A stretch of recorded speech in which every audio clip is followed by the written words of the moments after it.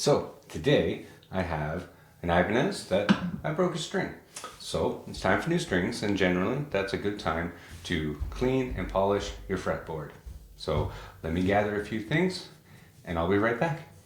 Okay, so there's a few things we need, right? First thing I need is a beer.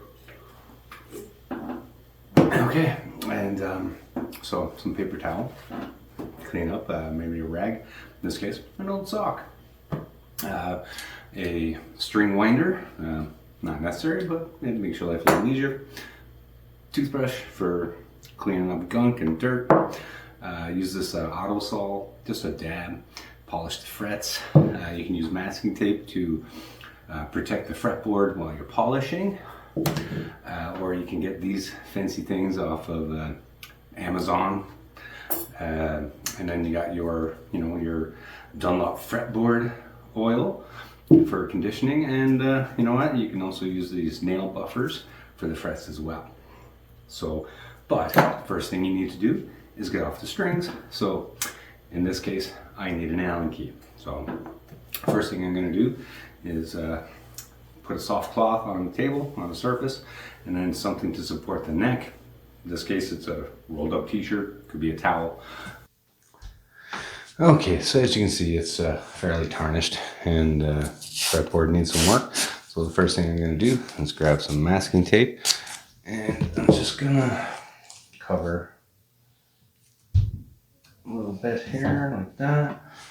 Okay, and then the other side, clear like that. Okay, all right. So I like to do the fret first in case I get any of this stuff on there, and then I can clean it off with the other stuff. So just grab a dab, and I mean like a dab, right? Like a little bit, and then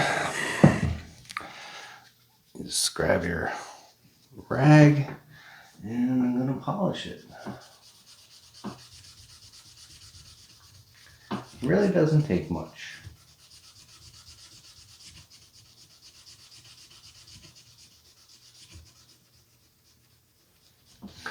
Okay, you can already see there's quite a difference between that fret and the one beside it. Okay, now let's do the next one, and we'll compare it with the nail file.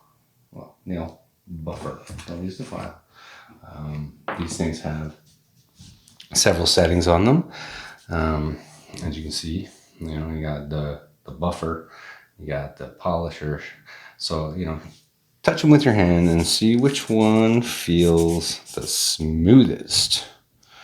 And you're probably okay with that. So, puffer, polish and shine. I'm going to go with the pink one. All right, so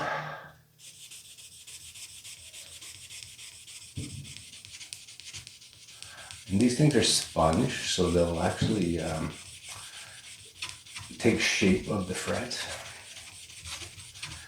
Now that was pretty easy, and you know what? It looks about the same. Frets are all polished, and I finished my beer as well. So get another one. Now it's time to clean up the fretboard. So I'm going to use this this Dunlop fretboard lemon oil, and it's got like an applicator on it.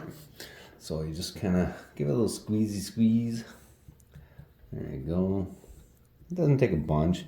This one, this particular fretboard looked a little dry, so I'm going to be a little generous. Oops. I'm going to grab a toothbrush and just spread it around.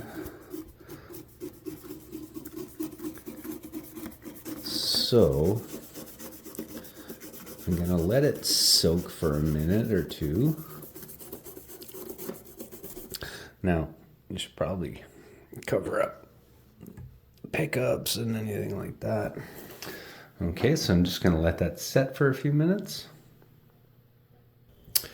Okay, so I've let the oil set in for, I don't know, 10 minutes. This one was particularly dry.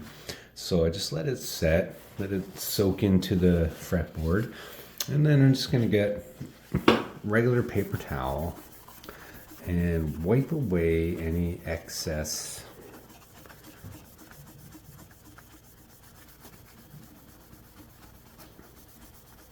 and as you can see, look, see, it's still lifting dirt, it's still cleaning. So let me finish this up and then we'll take a closer look.